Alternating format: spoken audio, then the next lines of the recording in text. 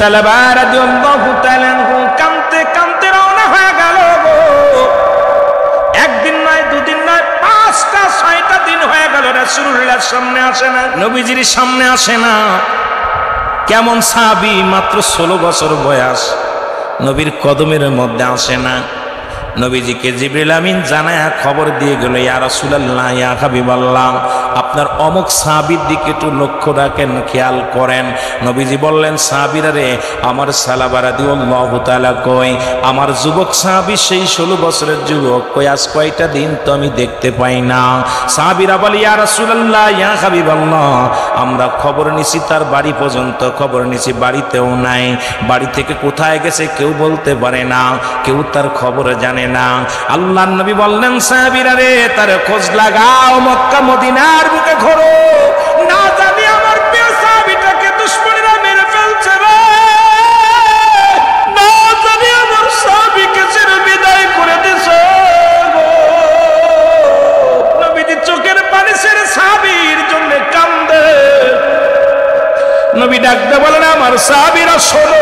সব সাহাবীরা আসলেন কেমন? নবীজি হুকুম দিলেন, হযরত উমর ফারুক রাদিয়াল্লাহু তাআলা নুকে ডাকতে বলেন, উমর, উমর, আমার সাহাবীকে তুমি আমার সাহাবীর সন্ধান দাও, আমার সাহাবীর খবর নাও, কোথায় আছে, কি হালাতে আছে, একটু খবর আমারে জানাও।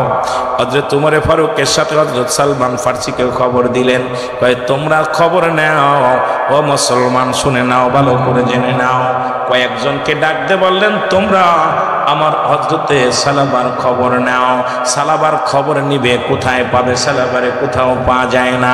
খুঁজতে খুঁজতে তন্ন তন্ন করে খুঁজতে লাগলেন। একটা দিন নয়, দুটো দিন নয়, 40টা দিন পার হয়ে গেল। কয়দিন? 40টা দিন সাহাবীর খোঁজে পাগল হয়ে গেলেন। হযরত উমর ফারুক খুঁজতে খুঁজতে পাহাড়ি অঞ্চলে গেলেন। আপনাদের আসতে পথে যেমন পাহাড় দেখে আসলাম, ওই পাহাড়ি অঞ্চলে যায়। লোকজনদের বলে, ভাইরা, তোমরা কি সালাবাকে দেখেছো? লোকজন বলে, সালাবা আবার কে? বলে, নবীর একজন প্রিয় সাহাবী। বলে, আমরা সালাবারে চিনি না, তবে একজন চিকুন চাকুন মানুষ, লম্বা চওড়া মানুষটা এরকম, মানুষের এইরকম গঠনটা এইরকম, তার চোখ দুটি আমরা দেখেছি। প্রতিদিন সকালবেলা পাহাড় থেকে নেমে আসে, আবার সন্ধ্যা লেগে গেলে পাহাড় উঠে যায়। ওই লোকটা কান্দনালা একটা যুবককে দেখেছি, আমরা সালাবারে চিনি না, তবে একজন কান্দনগত যুবককে দেখেছি। সে কাঁদতে কাঁদতে চোখের নিচেই দিয়া কালো হয়ে গেছে। তার কান্না দেখে আমরা সহ্য করতে পারি না। জোরে জোরে চিল্লায় বলা যাবে না আল্লাহু আকবার। এ দুনিয়ার মুসলমান,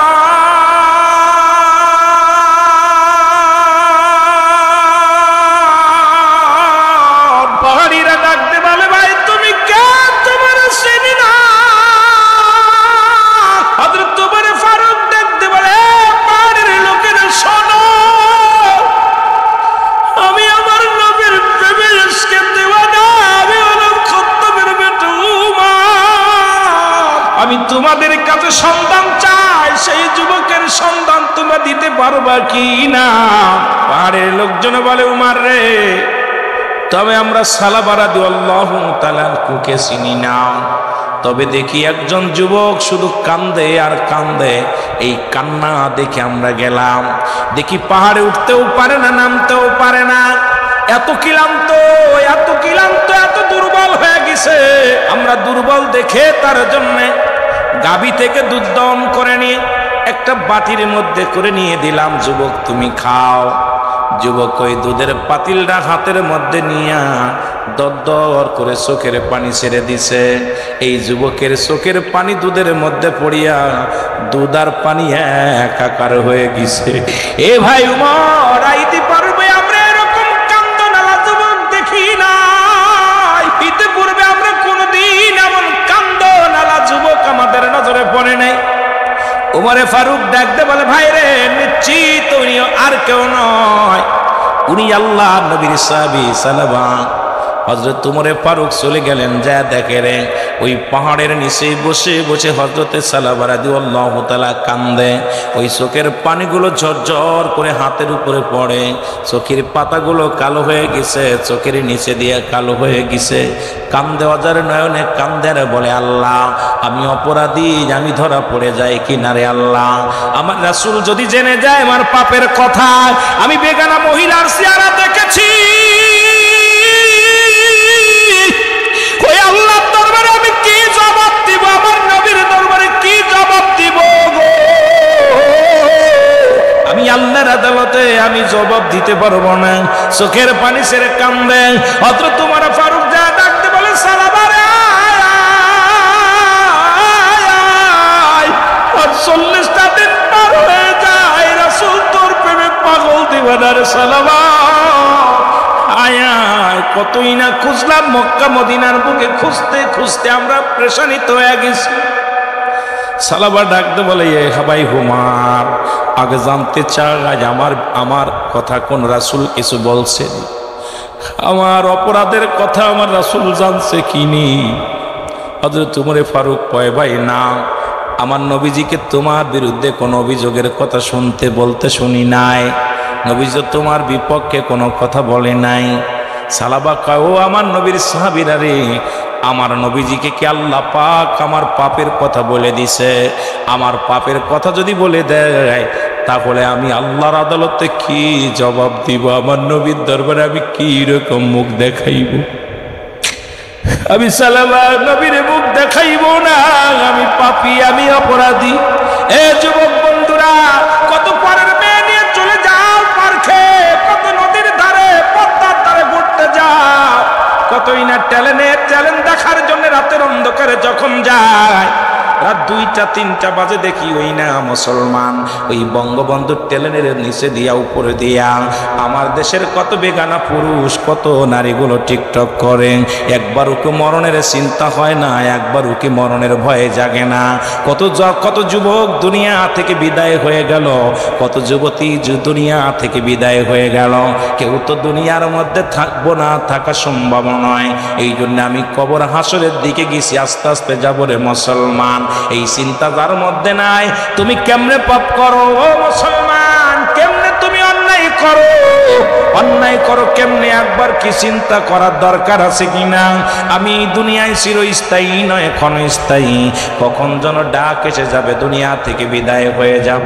আল্লাহ ওই মরণের আগে আমাদের ঈমানটাকে তাজা বানায়া দিও, জোরে বলেন আমিন।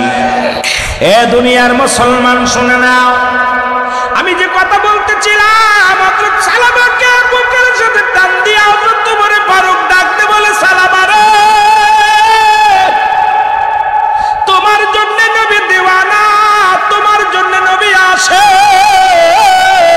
যেতে হবে রাসূলুল্লাহর কদমের মধ্যে যাইতে হবে গো। সালাবা বলে, না, আমি কোন মুখ নিয়ে রাসূলুল্লাহর সামনে যাব? সালাবাকে জোর করে রাসূলের কদমের মধ্যে নিয়ে আসলেন। নবীজির কদমের মধ্যে আসা পর আমার নবীর চোখ দিয়া ঝরঝর করে পানি ছেড়ে দিছে।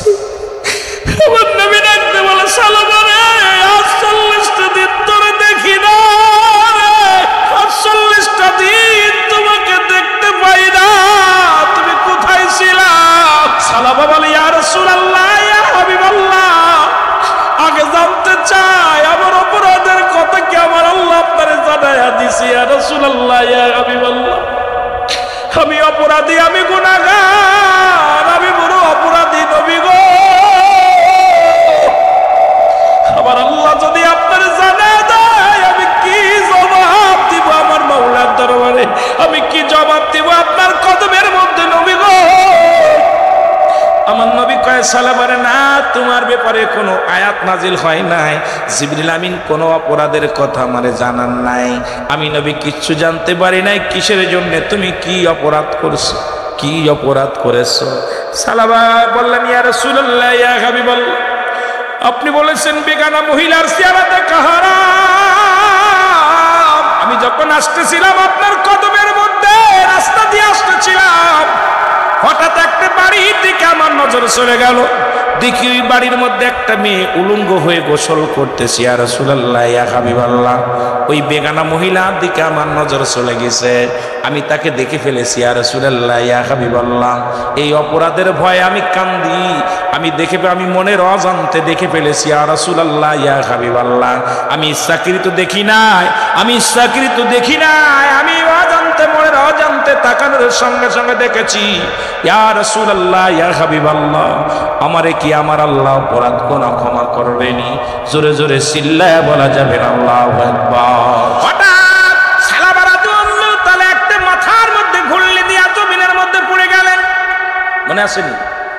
জমিনের মধ্যে যখন পড়ে গেলেন, রাসূলুল্লাহ তাকা দেখলেন সাহাবী বলে, আমার নবী বলে, সালাবারে কেমন লাগছে? বলে, হুজুর, আমার মন বলে আমার পিঠের গর্দে, আমার গাড়ের গর্দে একটা পিপিলিকা যেন বেয়ে বেড়াইতেছে, একটা পোকা যেন বাইতেছে।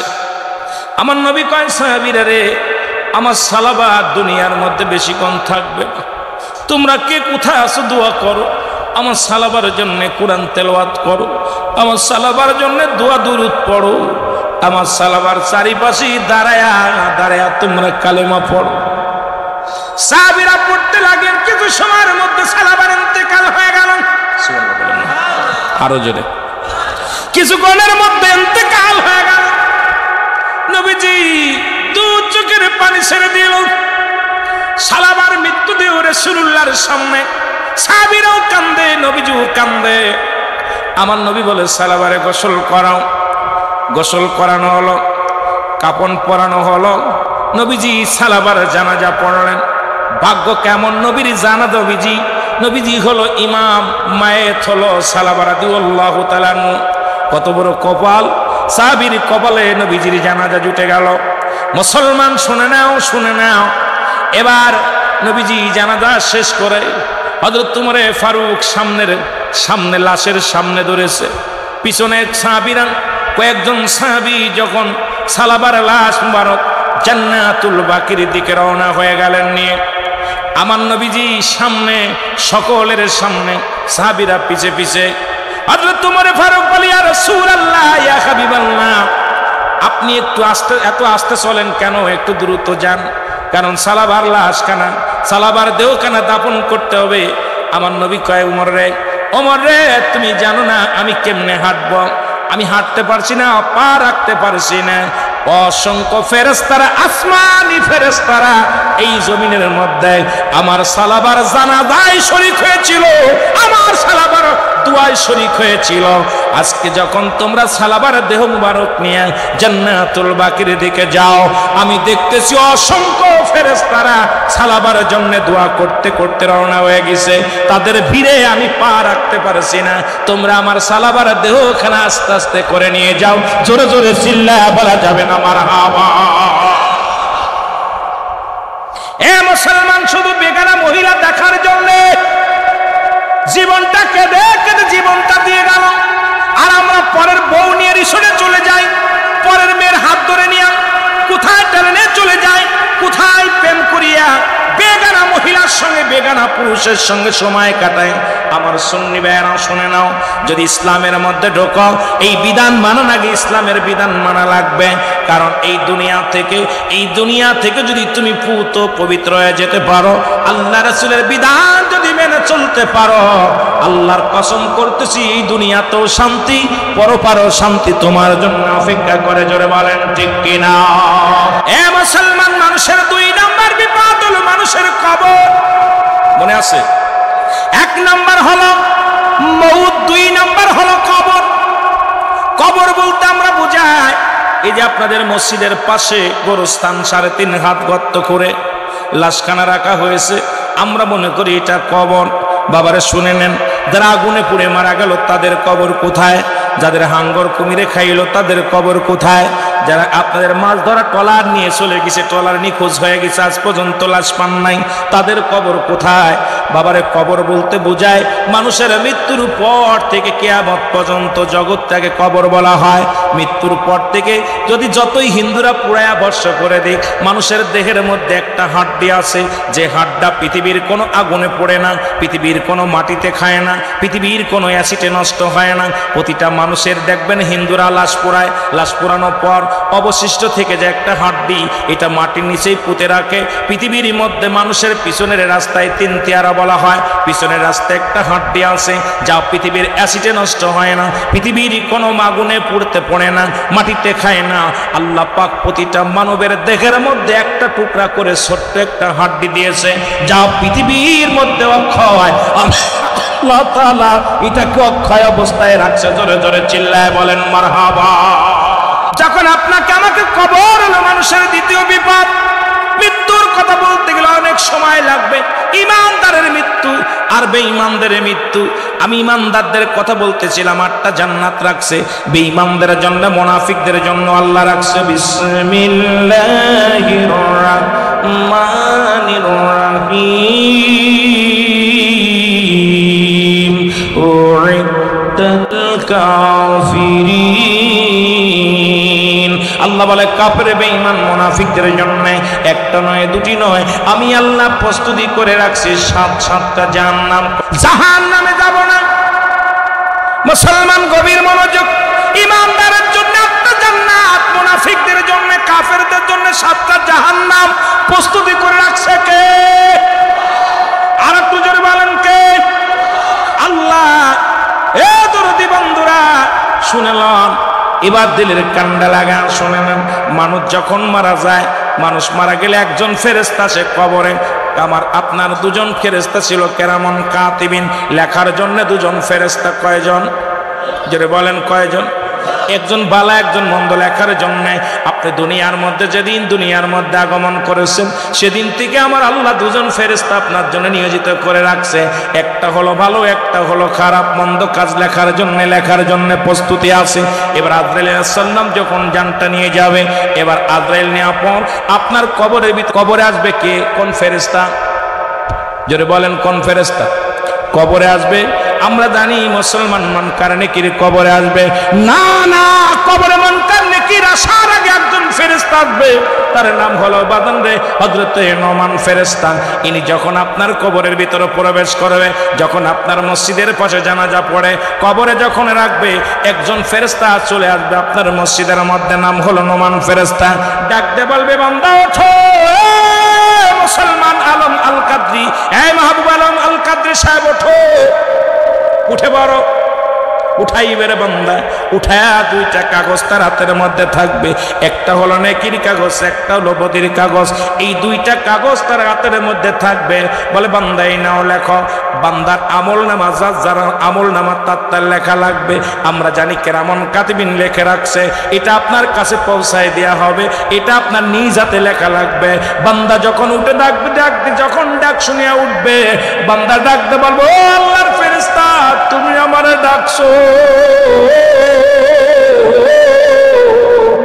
বান্দা ডাকতে বলে আমারে কিসের জন্য ডাকছো? বলে এই নাও তোমার আমল নামাখানা নাও। আমল নামাখানা হাতের মধ্যে দিবে, ভালো আমল নামাখানা আগে দিবে হাতের মধ্যে। রে বান্দা, বান্দা দেখে আনন্দিত হয়ে যাবে।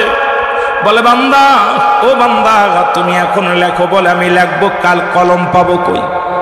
বলে কলম তোমার হাতের শাহাদাত আঙ্গুল মুবারক।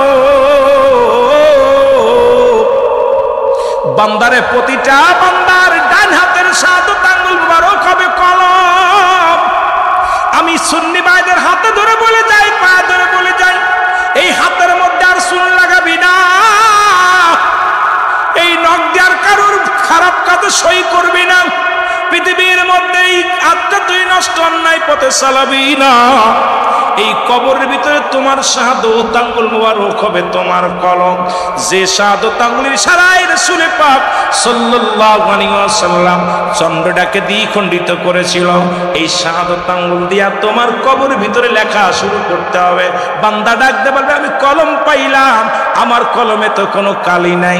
বলে কালি বান্দা শুনে নাও, তোমার দুমুখের থুতু মুবারক হবে কালি। জোরে জোরে চিল্লা বলা যাবে না মারহাবা। এ দুনিয়ার মুসলমান,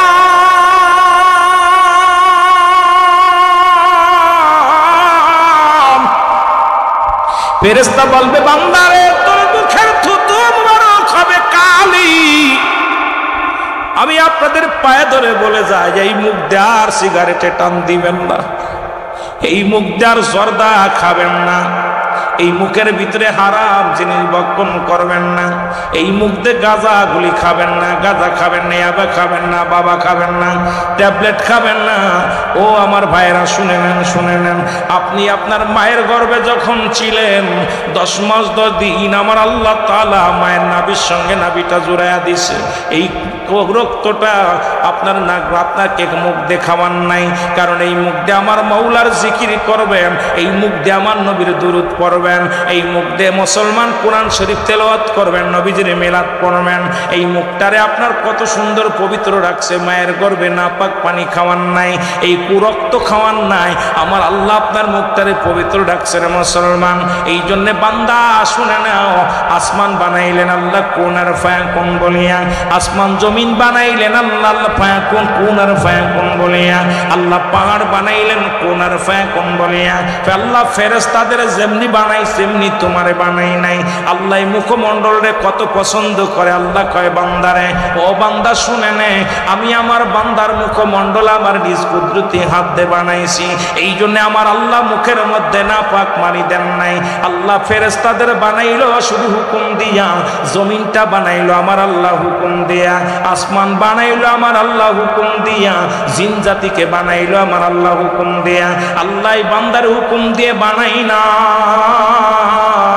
কত আদর করে সুন্দর করে বানাইয়া আল্লাহকে আমি ওই কুদরতি হাতটা দিয়া মুখটা বানাইলাম। এই চোখ দুটো কত সুন্দর, নাকটা কত সুন্দর, বান্দা তোর গালটা কত সুন্দর। বান্দারে তোর ফেসটা আরবিতে বলা হয় ফামুন, ফামুন মানে মুখ, মুসলমান ইংলিশে বলা হয় ফেস, বাংলায় বলা হয় মুখমণ্ডল। এত সুন্দর করে আমার আল্লাহ বানাইলো, বান্দাই মুখের মধ্যে তুই না পাক জিনিস দিস না রে বান্দা, শুই নালা। কারণ এই মুখের এই থুতু মুবারক দিয়া ও মুসলমান শুনে নাও, মুখের থুতু মুবারক হবে কালি। এই মুখের ওই থুতু মুবারক দিয়া ওই কবরের ভিতরে তোর আমল নামাটা লেখা লাগবে রে বান্দা। আমি তোদের পায়ে ধরে বলে যাই, হাতে ধরে বলে যাই, অনেক যুবক এই মুখ দিয়া বিড়ি খাস, অনেক যুবক গাঁজা খাস, ইয়াবা খাস। আমি তোদের ছোট ভাই হিসেবে, বড় ভাই হিসেবে দাবি করে যাব, আজ থেকে তওবা করবি, আল্লাহর জীবনে বিড়ির মধ্যে টান দিব না।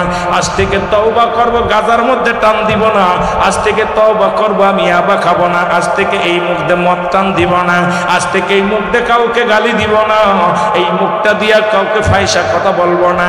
এই মুখটারে পবিত্র রাখবো। কে কে ওয়াদা করতে পারো? একটু হাত দুখানা মাওলারে দেখাও, জোরে জোরে চিল্লায়া বলেন আল্লাহু আকবার। আল্লাহ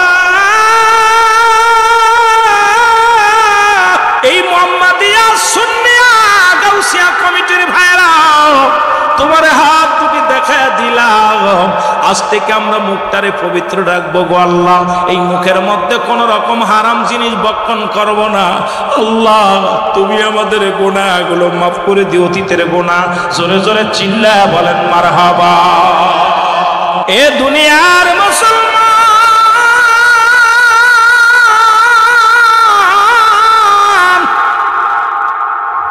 বান্দারে ডাকতে বল, বান্দারে তোর মুখের থুতু মুবারক হবে কালি।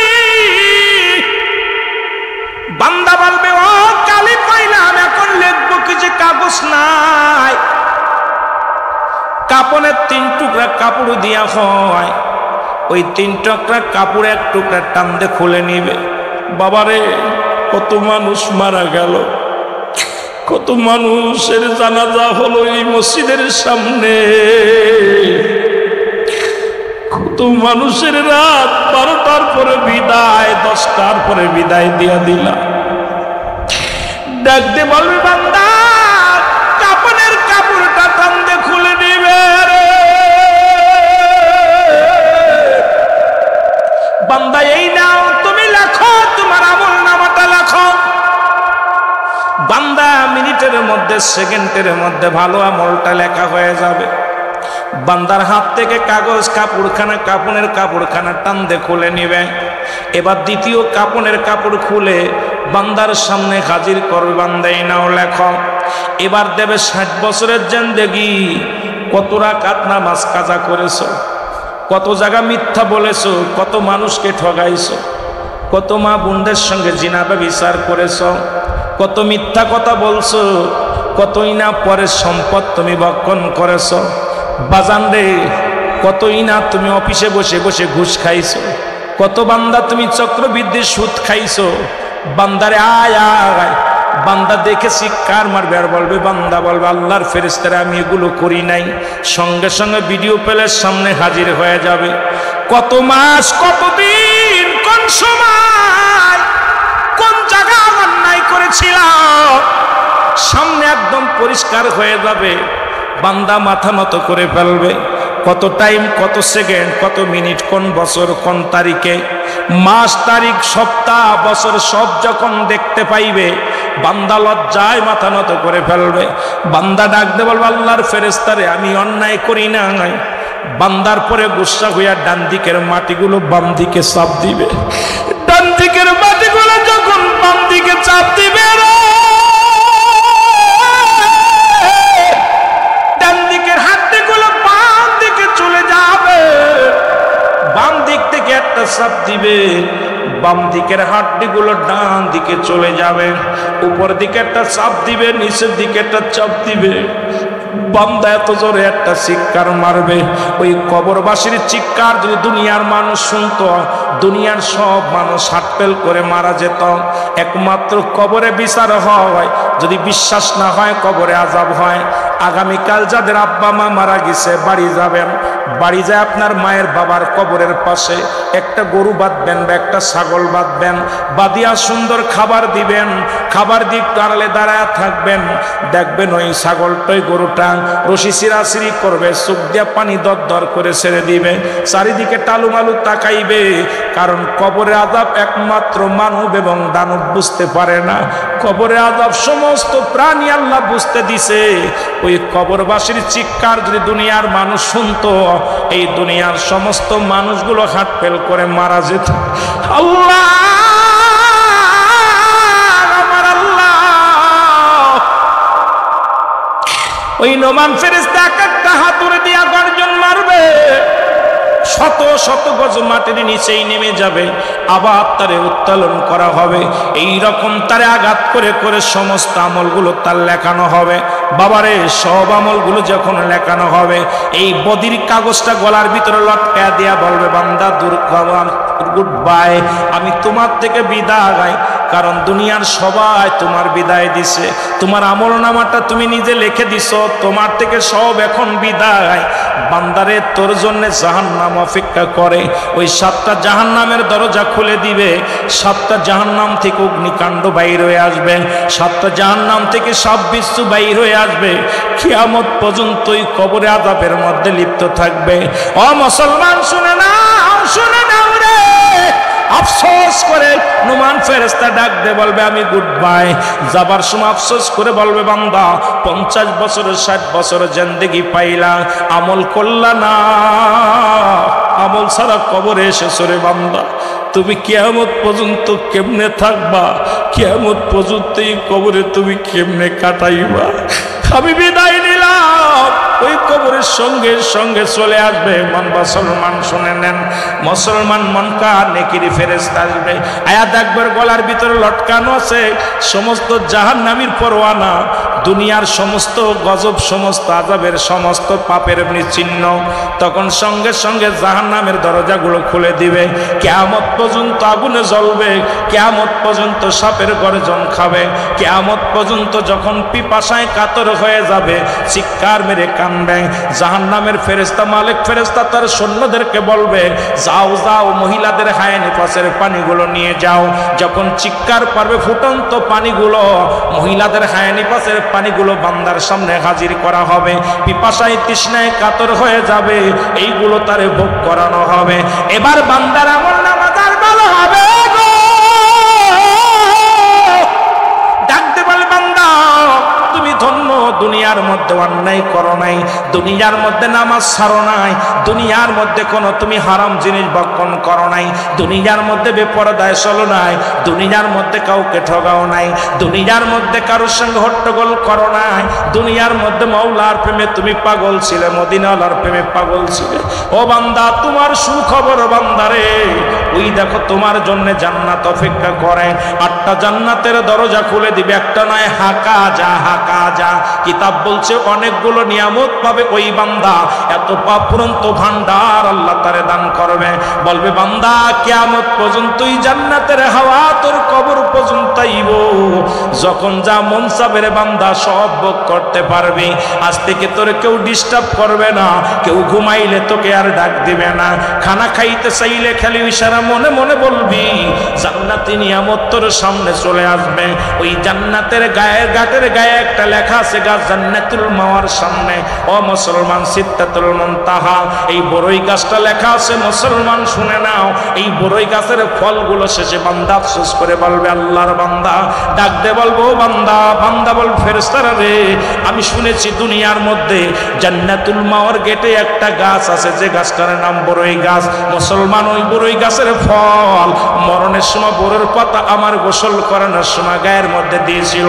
ওই সিদ্ধাতুল মুনতাহার একটু ফল আইনা দাও, সঙ্গে সঙ্গে আমার আল্লাহ হুকুম দিবে, ফেরেশতারা রে দেরি করিস না, দেরি করিস না, জান্নাতি নিয়ামত গুলো কিয়ামত পর্যন্ত আমি আল্লাহ ওর জন্য নির্ধারিত করে রাখছি। শুধু জান্নাত নয়, জান্নাতের সব নিয়ামত পাবে, একমাত্র কিয়ামতের আগে জান্নাতে প্রবেশ করতে পারবে না। তবে জান্নাতি ভোগবিলাস সব কিছু তার জন্য নির্ধারিত করে রাখছি আমি আল্লাহ।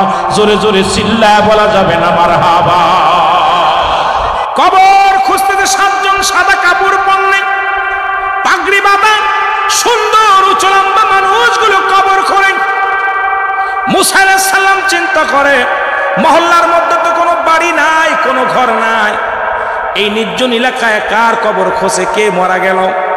আস্তে আস্তে যে সালাম দিলেন, আসসালামু আলাইকুম ভাই, আপনারা কারা? আমরা কারা এ কথা পরে, এই মহল্লার মধ্যে একজন মানুষ মারা গেছে, তার দাফন করা হবে এখানে, সেই লোকটার কবর খুঁজতেছি, আপনি কি শরীক হবেন আমাদের সাথে? মুসা নবী কয়, দেন খুন্তা কুড়াল দেন, আমি শরীক হব। একবার কোদাল খুলতা দেন, আমি শরীক হব। মুসা আলাইহিস সালাম কবরটা খুঁড়তে লেগে গেলেন।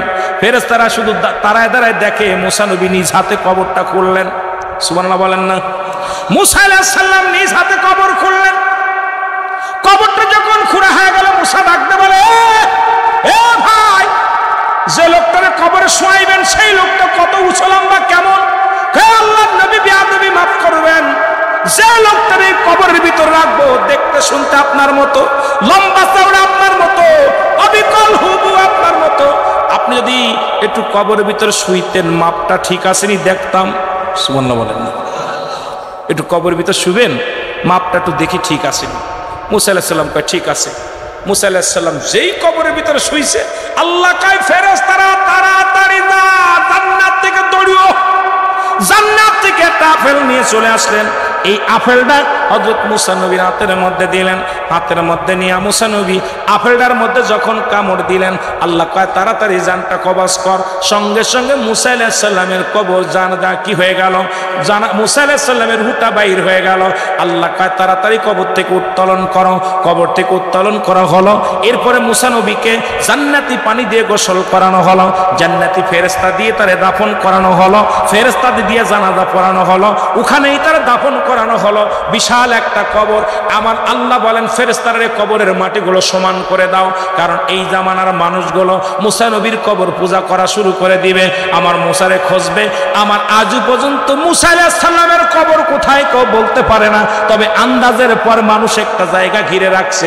বলে মুসা নবী যেহেতু এই পথে তুর পাড়ে যাইতো, হয়তো মুসা নবী এই জমিনের মধ্যে শুয়ে আছে। এই মুসা নবীর সব কিছু কাজ করাইলেন আমার আল্লাহ জান্নাতি ফেরেশতাদের দিয়া। জোরে জোরে চিল্লায়া বলা যাবে না মারহাবা। সুতরাং পৃথিবীর মধ্যে কত নবী আসলো, কত গাউস আসলো, কত কুতুব আসলো, সবার চলে যেতে হয়েছে। আপনি আমিও চলে যাব, কেউ থাকবো না, থাকার সম্ভব নয়। যখন ফেরেশতা নামটা লিখবা জানলে জান্নাতি, শুনে যান, শুনে নেন। এবার শুরু হয়ে গেল কবরের জগৎ, শেষ হয়ে গেল। দ্বিতীয় বিপদ হলো মানুষের কিয়ামতের ময়দান। কিয়ামতের ময়দান, কিয়ামতের আগে বাজানতে 70টা আলামত হবে। 70টা আলামতের মধ্যে অধিকাংশ আলামত হয়ে গেছে। এখন বাকি আছে হযরত মুসলমান ঈসা আলাইহিস সালামের আগমন, খানে দাজ্জালের আগমন, ইমাম মেহেদী আলাইহিস সালামের আগমন, ইয়াজিদ মজুদের আগমন। 3টা ভূমিকম্প হবে, একটা পূর্বাঞ্চলে, একটা মধ্যপ্রাচ্যে, একটা পূর্বাঞ্চলে। 3টা ভূমিকম্প হবে। হ্যাঁ মুসলমান শুনে নাও, পৃথিবীর মধ্যে 39 জন ভণ্ড ইমাম মেহেদী আগমন করেছে। 39 জন ভণ্ড মুসলমান ইমাম মেহেদী আলাইহিস সালাম আগমন করেছে। আর একজন ইমাম মেহেদী আগমন করবে, যিনি হবে সঠিক। ইমাম মেহেদী আলাইহিস সালাম বাংলার জমিনে আইব না। বাংলার জমিনে যদি কোনো ব্যক্তি বলে ইমাম মেহেদী আইছে, তার জুতা দিয়ে পিটাইলে নেকি হবে, কোনো গুনাহ হবে না। ইমাম মেহেদীর বাবার নাম থাকবে আবু আব্দুল্লাহ, মার নাম থাকবে আমেনা। ইমাম মেহেদী আলাইহিস সালামের বংশ থাকবে কুবাজানরে মুসলমান বদুয়া গোত্র, বংশ থাকবে ফাতেমার বংশধর। ইমাম মেহেদী আলাইহিস সালামের নাম থাকবে মুহাম্মদ। ইমাম মেহেদী আলাইহিস সালামের শুনে নেন মুসলমান, মুসলমান, ওনার মাথার চুলগুলো থাকবে কুকরানো মোকরানো। এখন কিয়ামতের ময়দানে যাইতে যায় একটু ইমাম মেহেদীর কথায় চলে যাচ্ছি, কারণ আমাদের দেশের অনেক উলামা ইকরাম শুধু ইমাম মেহেদী নিয়ে আলোচনা শুরু করেছে। আসল ইতিহাসটা কেউ বলে না, শুধু নকল কথা বলে যায়। মুসলমান শুনে নেন, ইমাম মেহেদী আলাইহিস সালামের সিনারা থাকবে সিংহ পুরুষের মতো, কপালটা থাকবে, বুড়োটা থাকবে টানা বুড়ো। ইমাম মেহেদী আলাইহিস সালামের কানের ভিতরে থাকবে লম্বা লম্বা পশম। ইমাম মেহেদী আলাইহিস সালামের সিনারা থাকবে সিংহ পুরুষের মতো, লোকটা থাকবে শ্যামলা বর্ণ, লোকটা থাকবে মাঝারি বর্ণ। ইমাম মেহেদী আলাইহিস সালাম থাকবে তুতলা। এই দুনিয়ার মধ্যে যখন কথা বলতে যাবে তখন বেঁধে যাবে আর উরতের মধ্যে জোরে জোরে থাবা লাগাইবে। ইমাম মেহেদী আলাইহিস সালামকে চিনার সবচেয়ে বড় উপায় হলো ইমাম মেহেদী আলাইহিস সালাম নিজের উরতের মধ্যে জোরে জোরে থাবা লাগাইবে। জোরে বলেন মারহাবা। মক্কা মদিনায় যখন পাপ, এত পরিমাণ পাপ হবে মক্কার জমিনে, এ মুসলমান শোনো, এ সুন্নি জনতা শোনো, এখন আর বুঝতে বাদ নাই। মক্কা মদিনায় সিনেমার হলের ভিত্তি স্থাপন হয়েছে। মক্কা মদিনায় মহিলা নারী পতিতালয় হয়েছে, মুসলিম পতিতালয়। যারা সৌদি আরব আছে ভালো করে তাদের কাছে ফোন দিয়ে জেনে নেন, মিথ্যালি আমার বেঁধে রাখবেন। কাবা মক্কা শরীফে এখন মুসলিম পতিতালয় হয়েছে, বাংলাদেশে পতিতালয় বন্ধ, আর সৌদি আরবে মুসলিম পতিতালয় খোলা হয়েছে। সৌদি আরবে ওপেন, মহিলারা এখন রাস্তায় নেমেছে, কাজ করে। সিনেমার হলের ভিত্তি স্থাপন হয়েছে। কাবা শরীফের উত্তর গেটে সিনেমার হলের ভিত্তি স্থাপন হয়েছে। মুসলমান শুনে নেন, এখন আমাদের দেশে আমরা যখন নবীর দুরূদ পড়ি, আর অনেক কাট্টা ওয়াহাবীরা কয় নবী নই মক্কা মদিনায় গেলাম, সেখানে তো দেখলাম না। দেখবি কি, কারণ তোর কপাল খারাপ। এই মদিনায় এখন শুরু হয়েছে যা, এইটার নাম ইসলাম নয়, কারণ এখন এসে গেছে ইহুদি খ্রিস্টানদের চক্রান্তে, তাদের কালচার ঢুকে গেছে। জোরে জোরে চিল্লায় বলেন ঠিক কিনা। মুসলমান শোনো, মক্কা মদিনায় এমন পরিমাণ পাপ চলবে, জিনা চলবে, তার প্রমাণ বুঝতে বাকি নাই। আমার বাংলাদেশ থেকে সৌদি যায়, কালো মেয়েটাও যে তাদের হাত থেকে বাঁচতে পারে না। যে সমস্ত মেয়েরা কাজের জন্য গেছে, তারা তাদের থেকে খবর নিবেন, তারা তাদের ওই দুষ্কনুদ, তাদের ওই জানোয়ার হিংস্র প্রাণী থেকে বাঁচতে পারে না। মুসলমান মা একবার নির্যাতন বাবাই করে, আবার ছেলে নির্যাতন করে, নাতিতে নির্যাতন করে। ওদের কামই হলো পশুর মতো প্রচন্ড হয়ে গেছে, তারা জানোয়ারের চাইতে খারাপ হয়ে গেছে। মুসলমান শোনো, মক্কা মদিনায় এত পরিমাণ মক্কার জমিনে পাপ চলবে, তখন ইমাম মেহেদী আলাইহিস সালাম মক্কা থেকে মদিনার দিকে রওনা দিবে। মদিনার দিকে যখন রওনা দিব ওলামে কেরামের সামনে পড়ে যাবে। কাদের সামনে? যেদিন ওই বাদান একটা কথা মনে বাদ পড়ে গেল, মনে রাখবেন আমার বাবারা, দিলের কান্ডা লাগায় শোনো। যেদিন মুসলমান ও বাবারা শুনে নাও, ওই আদম আলাইহিস সালাম থেকে শুরু করে আদি পিতা আদম আলাইহিস সালাম থেকে শুরু করে আখির নবী রাহমাতুল লিল আলামিন পর্যন্ত যত পয়গম্বর আসলেন, ওই জান্নাতের ভিতরে ফেরেশতারা বলেছিল নারায়ে তাকবীর। জোরে বলেন আল্লাহু আকবার। আরো জোরে বলেন, আরো জোরে বলেন। আর আমরা শুনি না, বলি নারায়ে রিসালাত ইয়া রাসূলুল্লাহ। জোরে বলেন মারহাবা। এই এক শ্রেণীর মানুষ কাবাস মক্কা বাদান শুনে না, বলো দিলের কান্না লাগা শোনো। রাসূল বলে গেছে আমি দেখতেছি আমার ওফাতের পরে একদল সুন্নি জনতা তাদের জবানের মধ্যে থাকবে নারায়ে রিসালাত ইয়া রাসূলুল্লাহ, নারায়ে তাকবীর আল্লাহু আকবার। এই স্লোগান দিতে দিতে আমি নবীর রওজা পর্যন্ত আগমন করবে। বাবারা আমার শুনে নাও, এই এক শ্রেণী আলেমদের সামনে ইমাম মেহেদী আলাইহিস সালামের দেখা হয়ে যাবে। ইমাম মেহেদী আলাইহিস সালামকে দেখেই চিনে ফেলবে। সবাই বলবে আপনি ইমাম মেহেদী। বলে না, আমি ইমাম মেহেদী নয়। তখন উপর থেকে একটা আওয়াজ আসবে, হাজা খলিফাতুন ফিল আরদ, হাজা খলিফাতুন ফিল আরদ। এই আওয়াজটা তিনবার জমিনের মানুষগুলো ইমানদারের কানে এসে লাগবে। তখন ইমাম মেহেদী আলাইহিস সালাম বলবে, হ্যাঁ আপনারা যা বলেছেন আমি ইমাম মেহেদী আলাইহিস সালাম। জোরে জোরে চিল্লায় বলো মারহাবা। এ মুসলমান, ইমাম মেহেদী আলাইহিস সালাম প্রকাশ পাইলে তখন আজিদ মজুদ গুলো জমিনের মধ্যে আগমন করবে। খালে দাজ্জাল পরে আসবে, ইমাম মেহেদী আলাইহিস সালাম কে আসবে। একসময় আসরের নামাজের সময় ঈসা আলাইহিস সালাম জমিনের মধ্যে আগমন করবে। ঈসা আলাইহিস সালাম হবে মুসল্লি আর ইমাম মেহেদী আলাইহিস সালাম হবে ইমাম। ওই আসরের নামাজের ইমামতি করবে ইমাম মেহেদী আলাইহিস সালাম। ইমাম মেহেদীর হাতে হাত রেখে বায়াত গ্রহণ করবে হযরত ঈসা আলাইহিস সালাম। বায়াতে রাসূল গ্রহণ করবে। এখন আমাদের দেশে কয় পীর মুরিদি করা জায়েজ নয়, বায়াত হওয়া জায়েজ নয়। আর মৌলবী দলেরা শোন, ইমাম মেহেদী আলাইহিস সালামের হাতে বায়াত গ্রহণ করবে স্বয়ং ঈসা নবী আলাইহিস সালাম। জোরে বলেন মারহাবা। আর একটু জোরে জোরে চিল্লায় বলেন মারহাবা। এ মুসলমান শুনে নাও, ওই কিয়ামতের আগে কয়েকটা আলামত বাদ আছে, শুনে নাও। এই আলামতগুলো আমাদের আগে বোঝার দরকার। খালি বলি কিয়ামত শুরু হয়ে গেছে, কিয়ামতের সময় আসছে, খালি কথায় কথায় বলি কিয়ামত সংঘটিত হবে কিছুক্ষণের মধ্যে। কিয়ামতের আগে মুসলমান শুনে নাও, তিনটা ভূমিকম্প হবে। ইমাম মেহেদী আলাইহিস সালাম প্রকাশের পরে তিনটা ভূমিকম্প হবে। একটা ভূমিকম্প হবে পূর্বাঞ্চলে, একটা হবে মধ্যপ্রাচ্যে, একটা হবে পশ্চিম অঞ্চলে। আর আমার মুসলমান শুনে নাও, সন্ধ্যা থেকে শুরু করে পরে 24 ঘন্টা একটা বৃষ্টি হবে। যখন ইয়াজিদ মজুদ দুনিয়ার মধ্যে আগমন করবে, এগুলো পদ্মা মেঘনা যমুনার সমস্ত পানিগুলো খেয়ে ফেলবে। এই জমিনের মধ্যে পানিগুলো খেয়ে ফেলবে। সবাই চলে যাবে ইমাম মেহেদী আলাইহিস সালামের কাছে, বলবে হে ইমাম মেহেদী আপনি দোয়া করেন। ইমাম মেহেদী আলাইহিস সালাম দোয়া করবে। দোয়া করার সঙ্গে সঙ্গে আল্লাহ বিশেষ জাতি একটা প্রাণী পাঠাইবে। এই প্রাণী গায়ের মধ্যে লাগবে, ক্যান্সার রোগ ধারণ হবে। এই লোকটা সবাই চলে যাবে ঈসা আলাইহিস সালাম ইমাম মেহেদী আলাইহিস সালামের কাছে, হুজুর দোয়া করেন, অনেক লাশ পড়ে আছে, দুর্গন্ধে আমরা টিকতে পারি না। আল্লাহর কাছে ইমাম মেহেদী আলাইহিস সালাম দোয়া করবে। আল্লাহ পাক কাক জাতীয় একটা প্রাণী পাঠাবে। এই কাকগুলো এসে মানুষের গোশতগুলো খেয়ে ফেলবে। সেই গোশতগুলো হাড্ডিগুলো পড়ে থাকবে।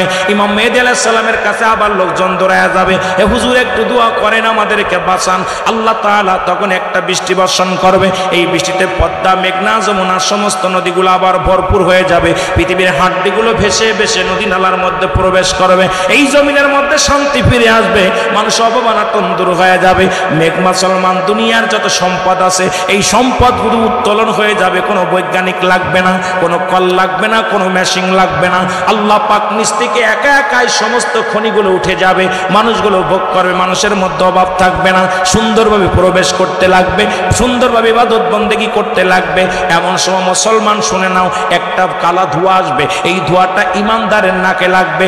ইমানদারের ঠান্ডা জ্বর হবে, নাক দিয়ে পানি বাইর হবে। বেঈমানদের 8টা ছিদ্রা দিয়ে ধোঁয়া বাইর হবে। বেঈমানগুলো মারা যাবে, ইমানদারগুলো অস্থির হয়ে যাবে, ইমান কিছু কিছু হারায় ফেলবে। এই সময় এখানে দাজ্জাল জমিনের মধ্যে নেমে আসবে। এইখানে দাজ্জাল এসে মাত্র 40 দিন দুনিয়ার মধ্যে থাকবে। এই 40টা দিনে সারা পৃথিবী খায়ের করবে।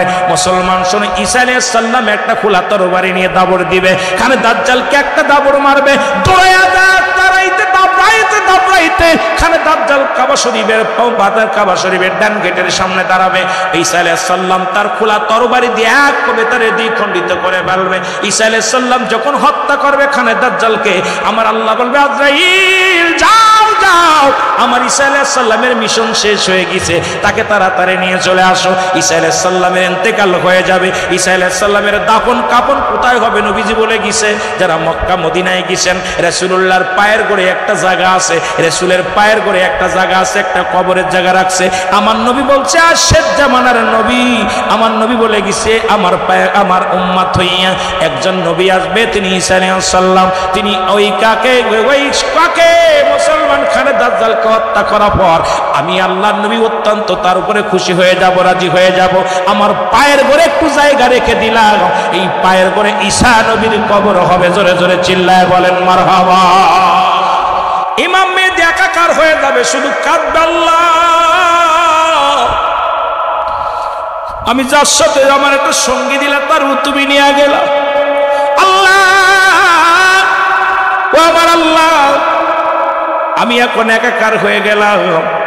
এমন ভাবে মানুষগুলো ঈমান আনবে, এমন ভাবে আল্লাহর অনুগত্য করবে, কিন্তু কিছু কিছু নাফরমান থাকবে। আল্লাহ তো আগেই বলেছে আমিনান নাস, মানুষের মধ্যে মায়াকুলো তারা বলবে আমার না তার ঈমান আনছে বিল্লাহি, আল্লাহর প্রতি ও বিল ইয়াউমিল আখির, কিয়ামতের প্রতি বিশ্বাস স্থাপন করছে। মা হুম বিমুমিনিন, আল্লাহ কয় হাবিবের একদল বেঈমান একদল মুনাফিক আছে, যারা আপনার কদমের মধ্যে যাবে তারা মুনাফিক, তারা মুনাফিক। তারা কি বলবে তারা ঈমান আনছে, আসলে তারা ঈমান আনতে পারে নাই। মুসলমান শুনে নাও, শুনে নাও, এইরকম একদল বেঈমান কিন্তু সব কিছু পাওয়া পরও খুশি হতে পারবে না। তখন আল্লাহ তাআলা এই দুনিয়ার মধ্যে বিশাল একটা মুসলমান বিশাল একটা ভূমিকম্প দিয়ে দিবে। এই ভূমিকম্পের মধ্যে মানুষগুলো বেঈমান মুনাফিকরা একবারে তলে চলে যাবে, গজবের মধ্যে পড়ে যাবে। তাদেরকে বেঈমানেরা সাহায্যের জন্য হাত বাড়াইবে, ওরাও গজবের মধ্যে চলে যাবে। একমাত্র ঈমানদার যাবে না, ঈমানদারেরা যাবে পশ্চিম পূর্ব দিকে, পশ্চিম দিকে তো শুরু করবে। আমার আল্লাহ তাআলা ডাকতে বলবে এই ইসরাফিল দেরি করিস না, দেরি করিস না, সিংহাখানা ধর, সিংহাখানা ধরবি। ইসরাফিল আলাইহিস সালাম সিংহা ধরার সঙ্গে সঙ্গে দুনিয়াটা কাঁপন ধরে যাবে। মুসলমান শুনে নাও, সঙ্গে সঙ্গে দুনিয়াদারি সব কিছু তন্ন বিচ্ছিন্ন করে দিবে আমার আল্লাহ। ঈমানদারেরা শুধু দৌড়াইবে ইয়া সালিম, ইয়া সালিম বলে দৌড়াইবে। বেঈমানেরা নিজের গর্তের মধ্যে পড়ে যাবে, একজনের সাহায্যের জন্য আর একজন যাবে, আল্লাহর সাহায্য বাদ দিয়ে নিজেরাই সাহায্যের জন্য আগাইবে, তারা ক্ষতিগ্রস্ত হয়ে যাবে। আমার মুসলমান গভীর মনোযোগ, এইভাবে করতে করতেই সমস্ত মাখলুকাত সমস্ত জমিনগুলো আমার আল্লাহর জন্য বিচ্ছিন্ন করে দিবে। সব কিছু যেদিন শেষ হয়ে যাবে অবশিষ্ট থাকবে চারজন ফেরেশতা, হযরত আজরাইল আলাইহিস সালাম, হযরত মিকাইল আলাইহিস সালাম, হযরত জিবরাইল আলাইহিস সালাম, হযরত আজরাইল আলাইহিস সালাম। মুসলমান শুনে নেন, চারজন ফেরেশতা অবশিষ্ট থাকবে। আমার আল্লাহ ডাকতে বলবে আজরাইল, জিবরাইল, জিবরিল, আর কে কে আছে জমিনের মধ্যে? আল্লাহ কেউ নাই, সব কিছু শেষ হয়ে গেছে।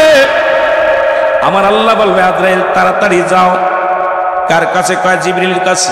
কারণ আমার জিবরাইলের দরকার নাই, কারণ দুনিয়ার মধ্যে আর কোন নবী আমি পাঠাইতাম না, কারুর কাছে আর পায়গাম নিয়ে যাওয়া লাগবো না, ওর দায়িত্ব শেষ, দৌড়াইয়া যাও। আজরাইল আলাইহিস সালাম চলে যাবে হযরত জিবরাইল আলাইহিস সালামের কাছে।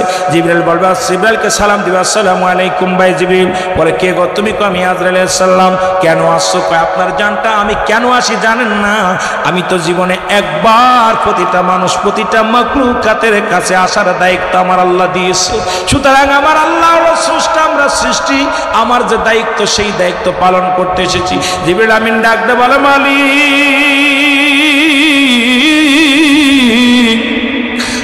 এই মৃত্যু যন্ত্রণা আমার রূহটা যখন আজরাইল সালাম ধরবে জিবরাইলের, জিবরাইল এত জোরে একটু চিৎকার মারবে, ডাকতে বলবে আমার আল্লাহ, আল্লাহ এত কষ্ট মৃত্যু যন্ত্রণা আমি সইতে পারি না, আমার একটু দয়া করা যাবে না। আল্লাহ বলবেন আরে জিবরিল না, আমি স্রষ্টা থাকবো, সৃষ্টি থাকবে না, কোনো আপিল চলবে না, জানটা বাইর হয়ে যাবে। আজরাইল আলাইহিস সালামকে ডাকতে বলবে যাও মিকাইলের কাছে, মিকাইলকে নিয়ে আসো। মিকাইল একই রকম শিক্ষার মারবে, চলে যাও জিবরিল। আজরাইল আলাইহিস সালাম চলে যাবে বাজারে ইসরাফিলের কাছে, ইসরাফিল একই অবস্থা। তিনজনের জানটা যখন বাইর হয়ে যাবে, আজরাইল কাল্লা ডাক দিয়ে বলবে আজরাইল এখন কে? আমি আর আপনি। আল্লাহ বলবে আজরাইল আর কেউ দেখো না, পূর্ব পশ্চিম উত্তর দক্ষিণ, ভালো করে লক্ষ্য করো। কাল্লা আই মাকলুকাত, পৃথিবীর কোথাও আর কাউকে আমি খুঁজে পাচ্ছি না, তাহলে কে আছে? আপনি আর আমি। আজরাইল তখন আনন্দিত, মনে করছে মানে আমার রাজত্ব শেষ হয়ে গেল। আল্লাহ বলবে আজরাইল বলো তো আমি কে? আপনি স্রষ্টা। তুমি কে? সৃষ্টি। তুমি কে? আমি কে? জোরে বলেন না। তুমি কি জানো না আমার হুকুম ছিল স্রষ্টা থাকবে, সৃষ্টি থাকবে না? স্রষ্টা থাকবে, সৃষ্টি থাকবে না। এখন সৃষ্টির মধ্যে যদি তুমি পড়ো তাহলে প্রস্তুতি নাও। আজরাইল চিৎকার মেরে কয় মালিক